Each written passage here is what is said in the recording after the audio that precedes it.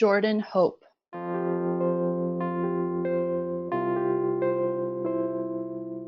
She was my fastest delivery and had all of my girls had hair, but she had the thickest hair that explained all of the terrible heartburn I had. Oh.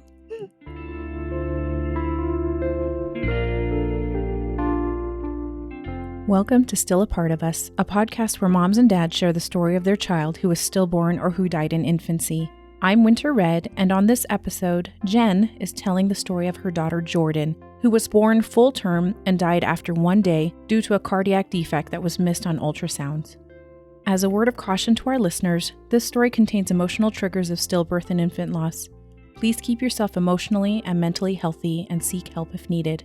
Also, be aware that these birth stories may differ from his or her partners, as these accounts are told from their own perspective through the lens of trauma, heartache, and the passage of time. Please respect our moms and dads who are brave and gracious to share their children with us.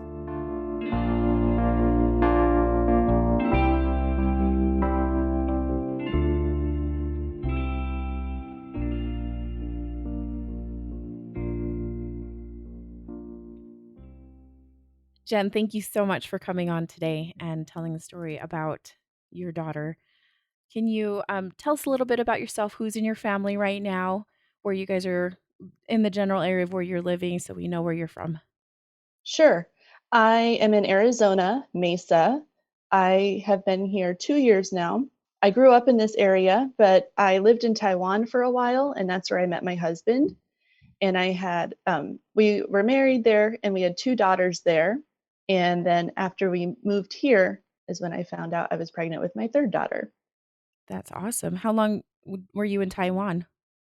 So my husband is from there, but I lived there 7 years. Oh, so quite some time. Do you speak the language? I speak some Chinese. It's not great. I speak Mandarin. I don't really speak any Taiwanese, which is the other language there. But my Mandarin is okay. I worked while I was there, so I got the chance to use some of it. That's great. That's quite the adventure, actually. Yes, I didn't know anyone when I moved there. So to move back to the States and have this family in tow, it's just I didn't expect that. Yeah, that is that is quite the life change there. And so you have your husband, and then you have 2 other daughters, besides Yes. Jordan. And about how old are they? When I had her, my older daughter Tabitha was 4, and then Olive was 2. Okay. And now they're 5 and 3. Okay. Wonderful. And what do you do on a daily basis? What does your family like to do? What are your hobbies? And yeah. I'm a registered nurse, and I've always worked full time, but then after we came to the States, my husband and I kind of switched roles so I could stay home with them. So I'm home with my girls, just nothing too exciting. They don't go to preschool or anything. They're with me. Well, before COVID, go to the library once or twice a week, lots of reading. We like going to the thrift store and finding stuff there, going to the park, just pretty low key. That's great. That sounds like a typical fun things to do. Of course, pre-COVID. Right. Yeah. And as a little bit of context, how long ago was Jordan born? She was born, it's almost been 8 months. She was born Black Friday in November. Oh, Hmm. okay. And how did this pregnancy go? Did you guys have any fertility problems, or was this a planned pregnancy? You guys knew all about it? It was a surprise pregnancy, but we were very excited. We had actually gone to Taiwan. We hadn't even lived here a year, and we were visiting Taiwan. And I kind of knew on that trip that I thought I was pregnant, but I didn't take a test until after I got home. So, yeah, not planned, but really excited. I was interested to see how different it would be being pregnant here and just going to the doctor. Everything about, medical stuff is different. So I was really excited. The pregnancy itself was pretty straightforward. So I was 37 when I was pregnant with her, and I felt very nervous. I was very nervous for my other pregnancies too. Just this kind of constant tension. Like I said, I'm a registered nurse. I used to work in the ICU. So all I could think about I mean, every appointment, I hope they find the heartbeat. I hope they find this. I'm always thinking about everything that can go wrong. And I was, like I said, I was like that for my other ones. And I felt like it was harder for me to shake that this time. And I just kind of attributed that to being, of course, 2 years older than my previous one. And I mean, and every appointment went fine. Nothing, one thing that this is just a common thing for all three is that I vomit every day almost for all Really? three. Really? So, yes. So, in some ways, it was a little bit easier to be in the States because we have central air and there's AC in my bathroom. Yeah. And, I'm not walking outside in the humidity all the time. So, some ways it was a little bit easier, but I just felt, I just always felt nervous. And I was just always afraid I'm always worried something is going to go wrong. But like I said, my visits always went fine. At one appointment, my doctor, I really liked my doctor. He was older. He's actually just retired. They thought that she looked a little bit small. So I had another follow-up ultrasound, and it was just a couple of weeks before my delivery.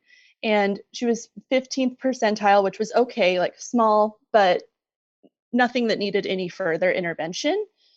So I was glad about that. I would do kick counts. One thing I remember having like my book on my belly when I was laying down, and she kicked so hard my book went flying. Like, so she was very active, Yeah. and so we were just getting really excited. I'm sure your girls maybe were also getting excited. Maybe your oldest daughter Tabitha probably was trying Yes. figuring things out and excited. Yes, they were both very excited. Um, Lots of questions. And my daughter Tabitha already loves being a big sister. So my younger one was very excited that she was going to get to be a big sister too. And they're both really big helpers. So they couldn't wait. Oh, that's always so fun. So fun.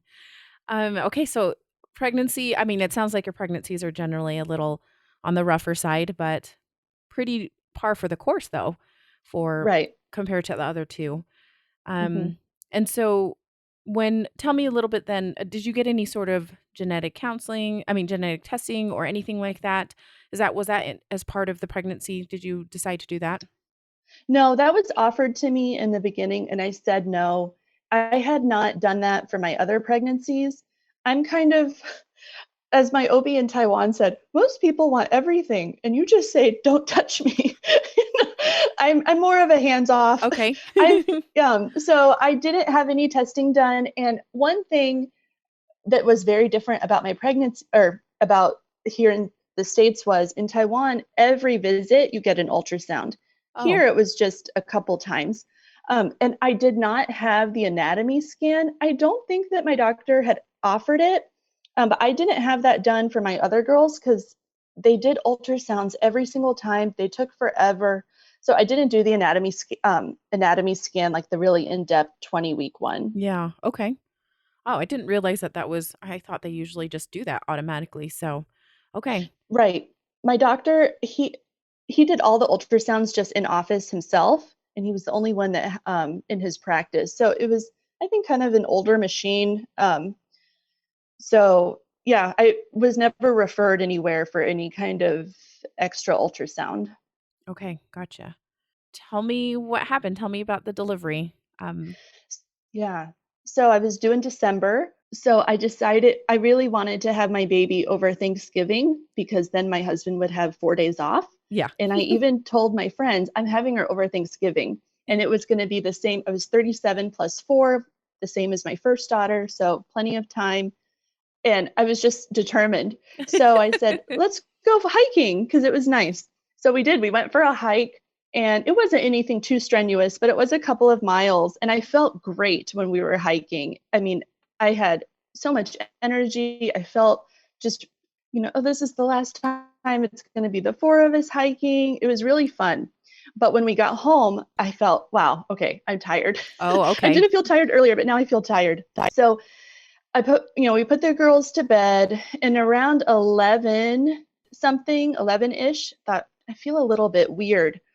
Well, that's how all of my labors started, just feeling strange. So my doctor said he was on vacation for Thanksgiving. It's the only few days he takes off all year. Yeah, of course. So I thought, of course. So I thought I should start timing like my weird feeling. And I started timing at 11:15. And the weirdness was every 4 minutes.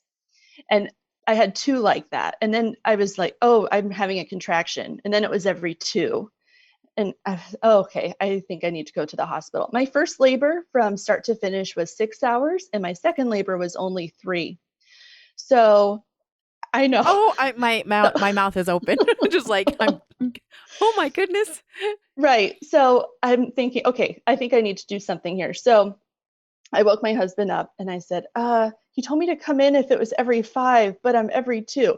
So I called my mom because I needed her to come take care of my girls because I really did not want to load them into my car in like while I was contracting. And so it was so painful. I remember I unloaded the dishwasher, like I'm trying to get through these contractions, waiting for her to come. And Right. finally it felt like forever. And she came.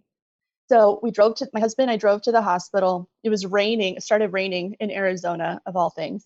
Get to the hospital.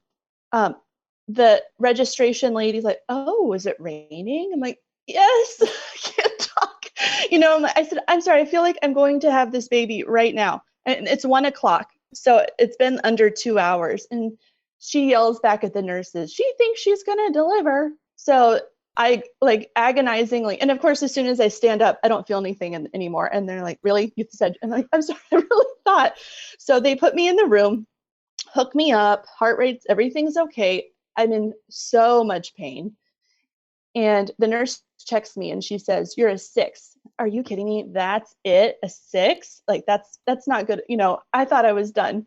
So she leaves. I'm still in my shirt, no IV, no name band, nothing. So I'm there and I suddenly just have, the worst contraction. And I said, oh, I need to get on my knees. I can't do this. And the nurse comes flying in and like, oh, we got to get you in L&D because I'm still just on the little check-in gurney thing. Yeah, So yeah. I held on with 2 hands and they're flying me down the hallway. And she's like, oh, you're surfing. I remember laughing about that. You're Okay. surfing. I'm surfing. So, right, we were laughing, and I start to scooch over onto the bed, and I'm on my knees. And the nurse says, do you want an epidural? And I said, I've never had one, but I can't take this. I said, actually, I think she's coming out right now. And the other nurse looks and she said, oh, it's her head. And I just push once, and my water breaks, and the baby comes out all in one. And I'm on my knees, one leg in the gurney, one knee in the new bed. Are you kidding me? Are you kidding me? No, that's it. So like, oh wow. So I'm laughing, I'm just cracking up, but like laughing, crying, can't believe. I mean, it was so painful. And then the doctor comes in that's on call. I mean, like of course the doctor missed it, but at least a nurse was there. My second delivery, my doula caught her. There wasn't even a nurse in the room. Oh goodness. Anyways, yeah, this is just so it's just funny like how it happened. So I reached down, I'm holding her, and I think I even said, wow, she's really purple. But she cried, and I was rubbing her and just, kind of. When I look up at my husband, and he has the video camera in his hand, like trying to turn it on. None of my labors were ever recorded. So I'm like, well, you got farther. We were running into the room when she came out. So I'm laughing like, well, at least you got the camera in your hand. Too bad. So I'm That's holding something. her. And she cried, and then she was quiet. And I remember saying, oh, my second daughter, she hardly cried. And they said she came out so fast, she didn't even know she was delivered. So I remember saying that and like rubbing her. And I'm looking at her and I see her right hand. And on her right thumb is an extra like little piece of like a little thumb. Oh yeah, okay. So I said that I'm like, oh, she's got like something on her thumb. And the nurse says, oh, that's just a skin tag. And I said, no, it has like a little tiny fingernail. It's like a little Yeah. extra thumb. And I've seen this on kids before. And I thought, oh, well, that's weird. So I'm holding her. She cried a little bit. And then I just kind of felt her shoulders. I felt like she just suddenly just sank a little bit. Oh, And I lifted her off of my chest, and she was just completely not breathing, not moving. And I look over, so it's been about 5 minutes after my delivery. And I look at my nurse, and she said, "Oh, baby needs help right now." So they quickly cut the cord and rush her like in the room. They've got a place, so they're trying to suction her. And I heard her cry again. And I heard them calling the red phone, for the NICU. And that's one of the reasons I picked this hospital because it has a good NICU. yeah. Um, so So I you see them like, knew you wanted to have a NICU there, like you were aware of that. You wanted that. right, right. And that's one thing, like for my other deliveries too, I picked the hospital in Taiwan because it had a good NICU. So Okay. I always, I had natural deliveries and everything, but I always wanted that backup Kind of just backup. in case. Okay. So I see them like messing with her. Like I said, she did cry again. I thought, okay, she's all right. Like, I don't know what happened. So then I see them with an ET tube, a breathing tube. And I said, "Oh, are you guys intubating her?" And like no one's answering me. Right. So I'm like, I'm just trying to stay calm. And I see that they've intubated her, and the doctor, I had some tearing. So um, then they said they were taking her upstairs. So my husband left to go up with her. Well, I still needed to deliver my placenta and finish all that. So they finished with me. And I said, "Well, I'm just going to take a shower." I'm like, "Oh, wow, we're really not used to patients without IVs or anything."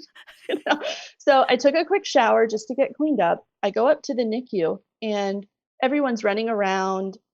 They're doing ultrasound, they're doing an X-ray, just very frantic. And I know that look because I used to work in the ICU. Yeah. So I remember somebody handing me a box of tissues, and I'm thinking, what am I supposed to do with this? I don't know what's going on. And I heard the same person that had intubated her downstairs saying that they were going to type and cross her for, or type and screen her blood, Okay. which is what you do to prepare for blood products. So I said, "Oh, I don't want her to get blood products." I said, "I'm one of Jehovah's Witnesses." And she ended up being a nurse practitioner. She said, "What?" She said, "Well, she's going to surgery. So I don't think that's going to work." And I said, "She's going to surgery? I mean, what are you talking about?" So finally, the intensivist came over, and he's saying, "Was everything normal?" And I'm like, "Yeah, any high blood pressure? Did they say anything about her heart?" I'm like, "No, nothing." I said, "My last ultrasound was 2 weeks ago or something like that." And he said, "Okay, well, she has, it's called Ebstein's anomaly." And I had never even heard of that. And it's a problem of the left side of the heart, the right side of the heart, where the blood's returning from your body. And, it goes from the atrium to the ventricle, and there's a valve in between. Right. Well, the problem is that her valves were basically completely wide open. Okay. So they're there. They just are not shutting. Right. The valves are there, but they're just complete. There's no back and forth. Like Yeah. it's just staying wide open. So because of that, the blood just ends up pooling in that side of their heart. Yeah. And the blood cannot get to the lungs because the heart can't squeeze. So the one side of her heart was okay. It was just the right side. So, of course, I had no idea that she had this problem. And I said, "I know this is like 10 minutes old." I said, "What are we looking at here? Like, is she going to be here a really long time?" And he said, "Oh, yeah. Oh, yeah." And I said, "Okay, just complete shock is all I can say to describe this." So, I don't really remember. So I got to the hospital at 1 and I delivered at 1:15. I saw her moving around when they were doing stuff, like she was kicking. I don't have I have one picture of her with her eyes open that my husband took before I had gotten up there, but I never got to see her with her eyes open. Mm. So, And your husband was up there the entire time with her, right? He right. It went was right probably straight up. about 45 minutes before I made it up there. So, finally, they kind of stopped, or there was a break so I could go over and touch her and see her. And she looked so much like my first daughter. She weighed 6 pounds and 5 ounces, so she was my smallest, but my other girls weren't that much bigger than her.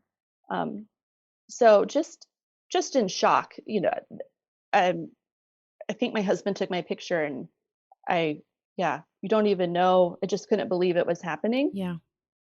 And actually, I had done my nursing school rotations in that NICU, in that L&D. Oh, So just, it's just very surreal. yeah. Yeah, So completely. finally, at some point, they said, "Well, you should go to your room." And oh, I asked to hold her. That was my thing. I really wanted to hold her. Well, she by this time I was already on multiple medications and the ventilator, and I said, "I'm an ICU nurse. I'm not going to mess up her lines, but I have to hold her." And they told me no. So we kind of went back to our room, and I just remember sitting there just staring. I didn't fall asleep. We didn't even text or tell anyone until around, I think, 6 o'clock. Um, we were going to go back. So I thought, I guess we should tell. There's a couple we're really good friends with in our congregation. I said, they want to, I'm guessing they're going to get a court order for blood. I just want to tell some friends in my congregation. And they're like, what? We're coming right now. I'm like, okay. So they came. And then another one of my best friends that I met when I worked at the hospital here, she's a general surgeon. Well, I had been messaging her while I was in labor at home. So I think I sent like some nonsensical text to her saying something's wrong. And so she came right away. So um, the first person I met was the cardiologist that morning. And she just explained how her Epstein's was very severe and she was going to need multiple surgeries and possibly not have a great quality of life, just like really bad news. So just, dealing with that. And that whole day is just a blur of doctor's visits in and out. Then I'm pumping, Yeah. um, trying to get that started, lactation consult, social work, you name it, all of these, it was just constant. And in the afternoon, my mom came and brought my girls so they got to meet her. And that's one thing I'm very grateful for is that I had her flu season visitation stopped, I think it was December 3rd, and Oh, I had her November 29th. oh, yeah. So I was very glad my girls even got to meet her. They would not have been allowed just a few days later. Yeah. That's lucky. That's really lucky. Yeah, so I was very glad. They were afraid a little bit, but very curious. They were allowed to touch her. She jumped a few times. I saw her yawn, but by the afternoon, they were giving her medication to sedate her so that she wouldn't be fighting the ventilator. Yeah. Okay. And then later in the afternoon, I had another meeting, and they said they didn't want anyone else in the room, just me and my husband, who's not really spoken all day. He's just in shock.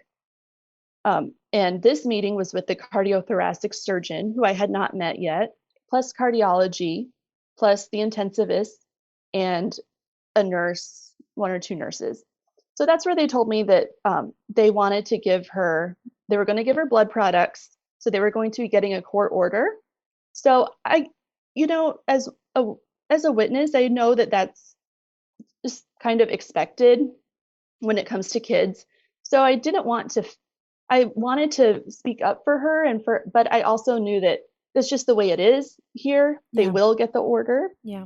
So I didn't want to like alienate myself from the doctor. So I said, "Well, what do you need to transfuse her?" Because her platelets were low and they didn't know why. And they said, "Well, her platelets are low." And I said, "Yeah, but they're not that low. And platelet transfusions don't even work for very long." And they said, "Well, just in case." And I said, "Okay." And then also her blood count was normal. And they said, "Well, but just in case." And I said, "Okay, like, there's not much I could really say." Yeah. Okay. So the cardiothoracic surgeon, his take on her Epstein's was different than cardiology. He was saying that it was severe, but it wasn't, she should be responding to the medication more than she actually was. And he felt like there was something else going on, maybe infection. And I said, "But, I haven't been sick. It's not like my water broke days ago, like there were no other signs of infection." Right. But he felt like something else might be going on. But he did explain how she needed surgery in a few days, or it was going to be not open heart surgery. It was going to be just through like the cath lab, but eventually she was going to need surgery. Okay. But the problem was her oxygen levels were so low in the ICU. Her blood pressure was bad. She wasn't responding to any of the other stuff. So the other option was ECMO. And that's been in the news more with COVID, but it's the bypass machine. And I just have really strong feelings about ICU just from working there and seeing what people go through. And so many times we try everything and even though when we know it probably won't work. But patients really go through a lot. And I said, I don't know that I want to do ECMO because it doesn't fix, it might give her heart a temporary break, but it doesn't fix her heart, and she's not, how do we even know that will work?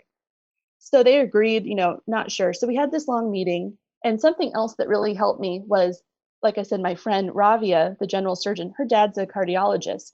So she kept calling him too to get his input. So that was another blessing for sure. Oh, for sure. That is so well, just the fact that you come from a nursing background and have had the ICU experience, that is huge. And then just Right. having access to other opinions is great. Right. Having her there helped me a lot. Also because I understood everything, but then I wasn't even remembering. And, just having someone else that understands what they're talking about and just to help keep me centered a little bit. Yeah. So I went back, it was the afternoon and everything was I remember I went back to my room and my mom was there, some other friends from the congregation. There's a hospital liaison committee person that comes. He was there and a different intensivist showed up, which is so funny. In this NICU, two of the intensivists are brothers. So I know Okay. who knew. So he came, and while we were talking, he's interrupted multiple times on the phone by risk management and phone calls like that. And I'm thinking, I wonder why they need to, I wonder what's going on in the NICU. Why do they need to talk about risk management? Well, later I realized they were talking about our case. Yeah. So he said that they talked about ECMO, and he said how, and I've heard this before, when they've talked to intensivists, adult and like neonates, pediatrics, they don't always, the actual doctors, if it came to their family, don't always choose the treatments that they give to other people. Hmm. And I said, yeah, I just don't think, and Ravia's dad had also said he didn't think ECMO was a good choice. I said, I just don't think I want to put her through that. And he said, well, we all agree. I mean, we could go either way. If you decided you wanted to do that, we would, but we don't feel like it's necessary. We don't think it's necessarily going to change anything. And I said, okay, then I don't think I want to do ECMO because if you are going to do that, you have to call in the ECMO team and it's a lot. And around 7, actually, I sent people home. My friend went home, all my friends went home, and I felt like, she was doing okay-ish. And um, I thought I just need to like be myself with her. I just wanted to spend time touching her and talking to her. And I was there a lot. And the nurses really helped me because they were just, I loved her doctors, but the nurses were just very straightforward with me because I knew like enough, but there's certain things about NICU I just don't know. So I Yeah. could talk to them. Hmm. And the doctor would, then she wasn't doing so well again. And they thought, well, maybe it almost looks like this could be something related to Down syndrome, but this heart problem is not consistent with Down syndrome. But then it almost looks like this spot looks like cystic fibrosis, but she doesn't have any other symptoms of cystic fibrosis. Like it was just kind of, maybe it's this. Oh, wait, no, it's not. Or maybe it's this. So it was kind of felt up and down, like information felt like it was changing through no one's fault. It was just like she was just resistant to all of their treatments. Hmm. So around 2 in the morning, I was there and the nurse said, you need to call your husband back. I said, okay. So she was 24 hours old by then. And they tried a few more things. And I remember her doctor saying, we just need to get through the next 12 to 24 hours. And he left. And I looked at the nurse and I said, we're not going to make it that far. And she said, I don't think so. And they had put on, we don't have this in adults, but there's a monitor they put on their head and their kidneys that shows you blood perfusion. Hmm. And it was very minimal. And she said, she's going to tell you when it's time to go. And I was really glad they had that machine. I didn't even know about it, but knowing that her oxygen level had been so low and then seeing that those numbers of just how little blood was really getting there. So I think it was around 4. She had 2 nurses and they said, we know you want to hold her. What if you go rest in your room for a little while and come back? Because of course I hadn't slept in 2 days. Yes. So they said, go rest. And at 7:30, no matter what, you will be allowed to hold her. And I said, okay. for some reason, that just gave me some relief. And I said, all right, I'll go back to my room. So I went to my room. I remember I took a shower and I laid down and I was just immediately out. And around 6, I woke up to her NICU nurse in my room waking me up, saying that I couldn't wait anymore. I had to go there right now. So my husband and I went in, and our friends had woken up at 2 in the morning and driven him in, and they were in the waiting room. And I, I think I told them like I have to go say goodbye now. So we went in, and this is the part that's very fuzzy, and I really hate that it's so fuzzy. I wish I remembered it better. But they got a chair for me, and I saw her heart rate was kind of all over the place. And they put her in my arms and they took out her breathing tube, which I remember asking, "Oh, what size is that?" I mean, it was like I couldn't turn off the ICU part of me. Who cares what size her breathing tube was? So they took out the breathing tube and they disconnected, and she never they turned off her monitor, but she never made a move. She never tried to do anything. She just went to sleep. So I don't know how long I was there, but at some point they moved us to another room that typically is used for when a NICU baby is getting ready to go home and you can spend the night in there. Mm-hmm. So they moved us over to that room. And like I said, don't even remember how I got there, but my parents came and my girls and some other friends, some friends that hadn't come over yet. And there was a cuddle cot, and that's something else I really regret is she died at 6:30 in the morning, and I left around 5 that afternoon, and people kept saying, "Oh, you can stay, you can spend as much time as you want." I did not realize that I could have spent overnight. That's something I found out after joining these lost groups is that people spend a day or two. Yeah. I had no idea. Like I was thinking about this. I was from the adult ICU perspective, where you would never have someone spend the night. So I wish I would have spent even longer, but it was already difficult enough to see her body changing and getting cold and mottled. And my girls did come, like I said, and we did some pictures, but they were both just they didn't want to hold her. My younger one touched her a lot. And the photographer came. And, I wish I would have done more time. I wish I would have invited more people. That just doesn't even cross your mind at the time. Yeah, there's so much going on and you are in shock and yeah, it's so hard to grasp what just happened. So, Right. And I did her postmortem care. I did her bath, and we did put her in one outfit, and then I took that home. So, of course, like putting her down and walking away was, of course, like the worst thing I've ever done. And my friends drove me home. So, yeah, I wish I would have realized. And apparently, even in Arizona, you're even allowed to take the baby home or take the baby to the funeral home yourself, oh, okay. which, Would you guys have sounds really morbid. I no, would have never thought about that. but would you guys have done that if you knew that was an option? I think I might have. Yeah, the mortuary I picked was very close to my house. It was just, I hated thinking about her. Of course, I know she's dead, but the idea of her being in a cold refrigerator, just was really hard. They picked her up a few hours later after I left. So, but yeah, I might have. I mean, I met somebody at the local support group and they did that just for like a day, and then they brought her over until the baby was ready to be cremated. So that really bothers me. The fact that I didn't spend overnight, I just didn't know I could. And also that I never knew I was only going to have those 5 minutes. I don't Yeah, have a recording of her crying. that's Like, just of course, I lost her. I wish I had something else. I took a bunch of pictures. I've got like 2 1-minute videos on my phone, but it also feels strange to be making a video. And honestly, the whole first day, I just thought I was looking at a really sick baby for a while. It never really crossed my mind that she was going to die and that she was going to die so fast. She was only 27 hours old. yeah. Did you feel like I'm just curious about did you feel like that you got that impression from the doctors, the surgeons and such when they were chatting with you about her prognosis? Like, did you, I mean, one of them kind of mentioned that it was quite serious and it was going to Right. be a while. It was going to be an uphill battle. But did you feel like that death was on death was a possibility? Did they say that to you? No.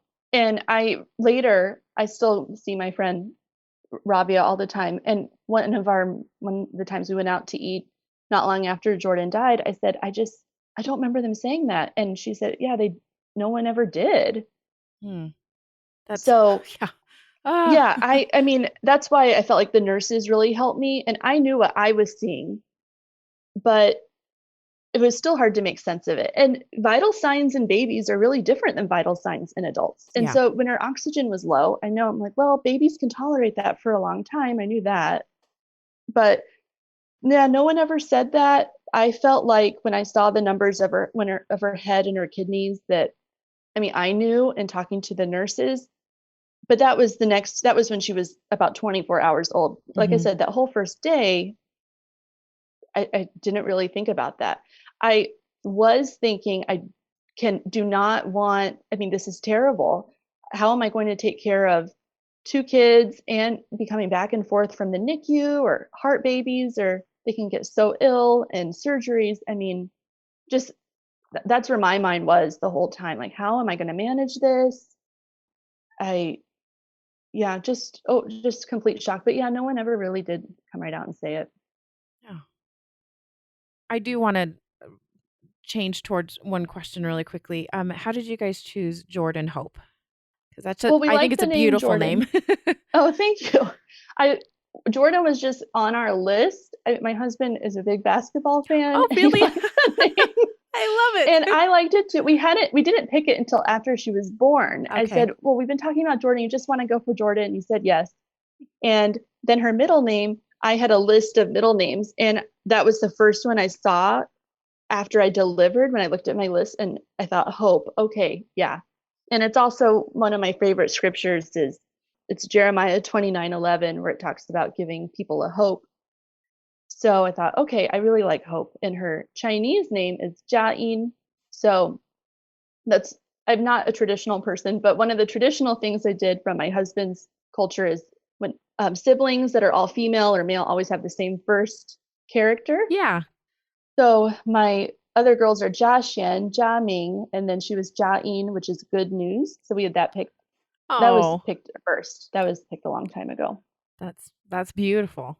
I think that's awesome. Thanks. Yeah, my siblings, so I'm Chinese also. I grew up in the States, but my sisters have me and my sisters all have the same situation too with Oh, our okay. Chinese names. So, um, Yeah, you know. yeah, exactly. So I was like, "Oh, that's Yeah, cool." it's Um, a tradition I can get behind. yeah, exactly, totally. Kind of binds it together. I love it.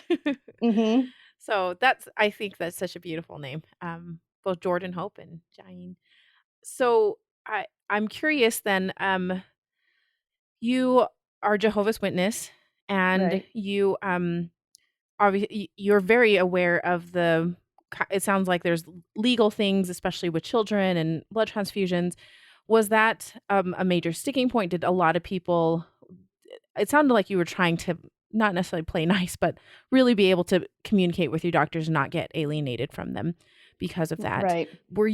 Did you feel okay with that decision? Because I don't know if did she ever get transfused?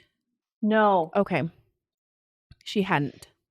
that was actually that's more right. So you always know. I think it kind of depends on the state, but even teenagers sometimes get court orders for blood Mhm. transfusions. So I especially knew with the neonate because I do understand where they're coming from. I know they really want to do what is best for the baby. So I really didn't take it personally. I felt like they were listening. And I understood, like I said, I really did understand where they were coming from. They felt like this could possibly help her. Well, but then she never did get it. And he said something about that in that later meeting. And her CT surgeon was like, oh, yeah, she absolutely will end up getting blood during her surgeries. And like, okay. And one time they did talk about maybe she would need to go to a different hospital in Phoenix. But then this surgeon said, no, I can do it here. So I knew it was going to probably continue to be something that was brought up a lot. But then, yeah, she never did end up getting it. And one of the procedures they talked about was putting in a chest tube. Okay. And the intensivist said, well, if we do the chest tube, I'll only do it if I get the court order for platelets. And I said, okay. But then they called the CT surgeon and he said, I'll do it without, I've done chest tubes on people a lot more anticoagulated than she is. I'll do it. Oh, So I okay. thought that was kind of nice. And, her cardiologist stopped by with her husband, who's another specialist. And I mean, even though it was a holiday weekend, they were kind of calling everybody for input about what to do with her. And then, yeah, I realized, wow, they never did give her blood. And I really did not think that she needed it. But 2 weeks later, I got a phone call from her intensivist to say that they had done chromosome studies, which I knew. And he said that it came back in like highly indicative that she had Down syndrome. And he Really? said that would explain a lot of like her pulmonary hypertension, why she was so unresponsive to some of those medications. And I said, oh, okay. Like I didn't really see that coming, but that explains why her platelets were low. Even that little thing on her thumb can Yeah. be a sign. Yeah. Okay. That's interesting. So it was very interesting. And then I said, I have to know. I said, why didn't you guys give her blood? I said, of course, I'm glad that our wishes were honored. I Hmm. said, but I didn't expect them to be. And he said, oh, I'm really glad you asked. And he said, well, we contacted risk management. We talked to the attorneys. We talked to the chief medical officer, nursing supervisor. He said, everyone agreed that blood products would not change her outcome. And we felt like there was really no reason to not honor your wishes. And I said, wow, I'm incredibly shocked to hear this, thank you. And he said, and I don't know, they sent me a sympathy card later. And he said, I don't know if you saw in the card, but I wrote that Jordan has really changed our ICU. And I really meant that. He said, she was only there a day. And he said, well, what I mean is that I really felt like we threw everything at her, plus the kitchen sink. I really felt like we did everything. He said, but we chose not to do ECMO. He said, just because you can do something doesn't always mean that you should. And I need to be aware of that when I introduce things to parents. So we're changing our conversations with parents, just in general, not just witness parents. So that was just something that happened that like I said, I really didn't expect it. I was glad. It wouldn't have changed anything, if they got the court order, they Hmm. did. Hmm. But it was nice that they really did listen and that so many people put their input. It wasn't just a quick rash decision. Yeah. What a blessing. That's really cool. That is really cool. Um, and I'm gonna say that Jordan was able to touch people's lives because that's probably gonna help some other families in the future, and those other babies that end up in the NICU. So that's cool. Yeah, I felt glad about that too. That's awesome. So you guys they did end up doing genetic testing, then it sounds like on blood tissue, that type of thing. Is that correct? Right. We didn't do an autopsy because I felt like we already knew about her heart, but they did do. I remember after I delivered, they said they were going to send cord blood, and then they did just draw a bunch of labs while we were there of the chromosomal studies and everything. So that was the only thing that came back, like chromosome, like as far as chromosomal abnormalities was the Down syndrome.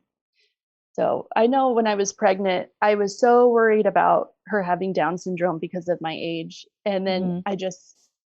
I feel so ashamed of worrying about that because now I wish that would have been her only problem. Yeah. Yeah. But it was very rare to have. I really don't know if she would have survived either one independently. Her Yeah. heart problem was so bad, but then the Down syndrome, obviously was having effects. So when I look back, I am very thankful that I carried her to term because when I've found out more about Epstein, like as bad as her Epstein's was, many end up being stillborn. So, and also I think about what if we would have found this before? I would have probably gone to so many more appointments.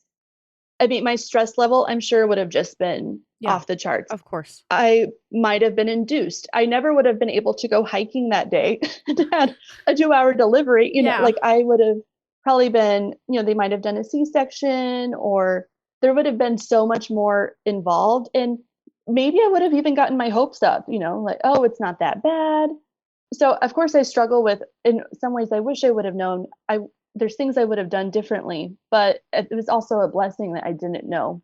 Yeah. Oh, but still yeah, it's one of those things where it's like, would you like to know? Would you not like to know? It just two different sides of a coin. It just is, yeah, so hard Right. to figure that out. So it sounds like you had her. She was picked up by the mortuary, Hmm. really close to your place. And how did you end up burying her, cremating her? What was We your plan on cremated that? her. I felt like I wanted her at home. Oh, okay. So I didn't like the idea. Again, it's, you know, I I just wanted her with us. I felt like she needed to be at home. Yeah. So yeah, we had her cremated, and we did have a memorial service the following week. And like, it's funny, oh, this one is right by my house. This, funeral home. It's great. And now I go by it all the time. Like, why did I have to pick one right by my? Yeah, it's You always like a know? reminder, right? Right. So nice, just family and friends, congregation came to support you at that memorial service. Yes. So a friend of ours who is also Taiwanese, he gave a memorial talk, and he split it between Chinese and English. So that, I know that had to be hard to flip back and forth. So he did that, and actually, we don't know. I think they guessed about 200 people were there. I mean, way more people than I expected. That's Um, wonderful. and I even thought, like, should I even have this? No one even knows her. But I'm glad that we did. And yeah, it was people from my congregation and the Chinese congregation, people I knew growing up. I mean, it was just and then we have so many people there. And after, we had just a small thing at a friend's house with food and things, just to talk to some people, because some people drove in from far away. That's great to have such support. Like that's it's nice to know that they may not know Jordan, but they love you and they want to support you. So I think that's Yeah. a huge And we deal. recorded it on and put it on YouTube Oh, so you that did? our friends in Taiwan could view it. Oh, And wonderful. I looked later, there was like 150 views. I'm like, who saw this? I mean, we only so, but because the timing, it was like the middle of the Mhm. night there. Yeah. That's cool though. So I was glad that her grandparents there could see it and understand what was being said and everything. Yeah. That was probably really hard for them to not have. Yeah, that was probably hard to be Hmm. separated and not even get to meet her or anything. So, uh, tell me anything else you want about your child, about Jordan, Mm. that you want us to know about her. Just how much she was wanted. And that's one of the hard things for me now, even, is looking at pictures of my middle daughter when she was a baby, because I see how excited her sibling is and how much she loved taking care of her. And that's the hard part now, is I just feel like they're just really missing out on that. Yeah, she was really wanted. We did one thing. He talked in his memorial talk about everything we did while I was pregnant with her, because she was there. She was part of it, especially in Chinese culture. Yeah. That's when you even start their age. Yeah. So just how much we miss her. That's wonderful. Jen, thank you so much for sharing. That was what a crazy ride. I don't Hmm. I'm so sorry for your loss but thank you for sharing. I think Jordan would be proud. Thanks for asking. So many thanks to Jen for coming on the show today and talking to us and telling us her experience of having her daughter and then just having her taken away kind of quickly so that they could attend to her and kind of figure out what was going on, and just sharing her soul with us. And we're so grateful that she was able to share Jordan with us. That was a beautiful story. And we're glad that we got to get a glimpse of her. Head on over to our website, stillapartofus.com, where you can find the show notes, including a full transcript of this interview and any resources that were mentioned, where you can sign up for our short and helpful email newsletter, where you can learn how you can become a patron and support the work it takes to produce this show just for a few dollars a month, and lastly, where you can find out how to get in touch with us if you want to share your child's story on the show. The show was produced and edited by Winter and Lee Red. Thanks to Josh Woodward for letting us use his song, Flickering Flame. You can find him at joshwoodward.com. Lastly, subscribe to this podcast and share it with a friend that might need it, and tell them to subscribe. Why? because people need to know that even though our children are no longer with us, they're still a part of us.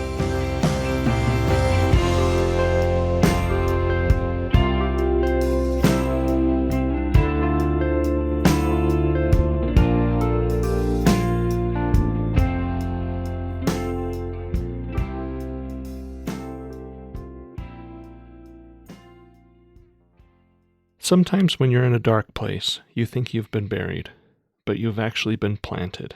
Christine Kane.